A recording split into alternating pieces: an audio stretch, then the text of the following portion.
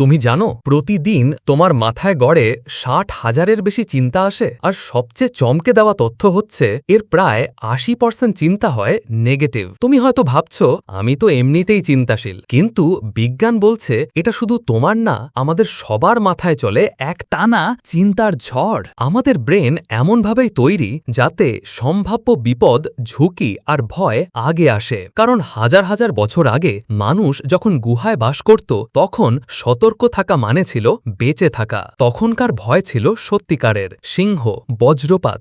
আজকের দিনে সেসব নেই, কিন্তু ব্রেনের সেই প্রাচীন অ্যালার্ম সিস্টেম এখনও কাজ করছে।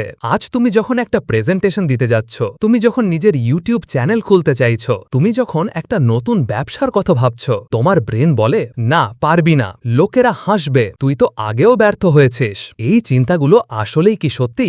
না, এগুলো ব্রেনের default mode, save mode. Brain চায় তুমি নিরাপদে থাকো, কিন্তু নিরাপদে থাকার মানে অনেক সময় অপরিকল্পিতভাবে থেমে থাকা। চিন্তা শুধু অনুভূতির সৃষ্টি করে না, এটা মস্তিষ্কের রাসায়নিক পরিবেশ বদলে দেয়। তুমি যখন ভয় পাও, তখন কর্টিসল নামে এক হরমোন ব্রেনে ছেড়ে দেওয়া হয়, যা তোমার ফোকাস কমিয়ে দেয়, শরীরকে স্ট্রেস মোডে রাখে। আর যখন তুমি পজিটিভ বা আত্মবিশ্বাসী থাকো, তখন ডোপামিন আর সেরোটোনিন তৈরি হয়, যা তোমাকে করে ফোকাসড, প্রোডাক্টিভ। মানে তোমার চিন্তাই তোমার পারফরমেন্সকে প্রভাবিত করে। তুমি কি ভাবছ সেটা শুধু মানসিক না, শারীরিকভাবেও প্রভাব ফেলে। তুমি নিজেকে যা ভাবো, ব্রেন সেটাই বিশ্বাস করতে শুরু করে। ধরো দুই বন্ধু একই চাকরির ইন্টারভিউতে যাচ্ছে। একজন বলছে আমি তো মোটামুটি কিছুই পারি না, অপরজন বলছে আমি চেষ্টা করব, কিছু না শিখলেও অভিজ্ঞতা হবে। দুজনের স্কিল এক, কিন্তু ব্রেন রেসপন্স করবে সম্পূর্ণ আলাদা। যার চিন্তা পজিটিভ, তার ব্রেন তাকে প্রস্তুত করবে আত্মবিশ্বাসের জন্য, আর যিনি আগে থেকেই ধরে নিয়েছে সে ব্যর্থ, তার ব্রেন বলবে তুই তো পারবি না। ফলাফল, যার ভয় বেশি তার পারফরমেন্স কম। চিন্তা, হরমোন, অনুভূতি, আচরণ, ফলাফল। আর এখানেই আসে আসার কথা, নিউরোপ্লাস্টিসিটি। এটা এমন একটা বৈজ্ঞানিক সত্য যা বলে ব্রেন প্রতিদিন বদলায়। তুমি যদি একই ধরনের চিন্তা বারবার করো, সেই পথটা ব্রেনে ঘন হয়ে যায়। যেমন রাস্তা চলাচলে পরিষ্কার হয়, নেগেটিভ চিন্তা মানে সেই রাস্তাও নেগেটিভ হয়ে উঠবে। কিন্তু পজিটিভ চিন্তা করলে ধীরে ধীরে ব্রেন সেটাও সহজ করে নেবে। তুমি যখন নিজের কথা ভাবো আমি পারবো, আমি শিখছি, ভয় আসবে, তবু থামবো না, তোমার ব্রেন শেখে নতুন বাস্তবতা। তুমি যেটা ভাবো সেটা অনুভব করো, আর তুমি যেটা বারবার অনুভব করো সেটাই তুমি হয়ে ওঠো। প্রথম ধাপ, নিজের চিন্তাকে ধরতে শেখো। এটা কি বাস্তব ভয় নাকি পুরনো অভ্যাস? এই প্রশ্ন করো প্রতিবার।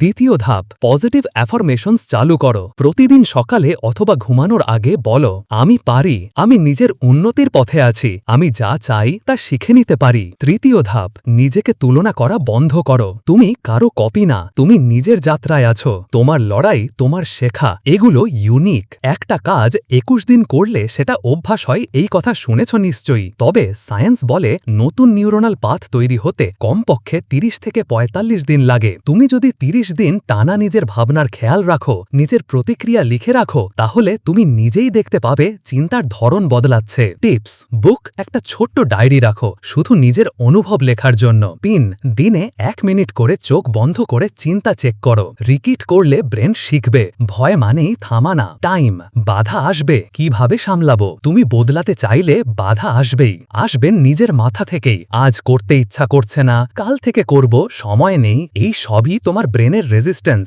কারণ সে চায় আগের মতোই থাকতে। তুমি কি করবে তখন? থেমে যাবে না, বরং ৫ মিনিট করে করো। তুমি পুরো পাহাড় নাও তুলতে পারো, অন্তত একটা পাথর সরাও। কনসিস্টেন্সি ভার্সেস ইন্টেন্সিটি, এটা মাথায় রাখো। ছোট ছোট কাজ প্রতিদিন, তাতেই ব্রেন বাধ্য হতে বাধ্য।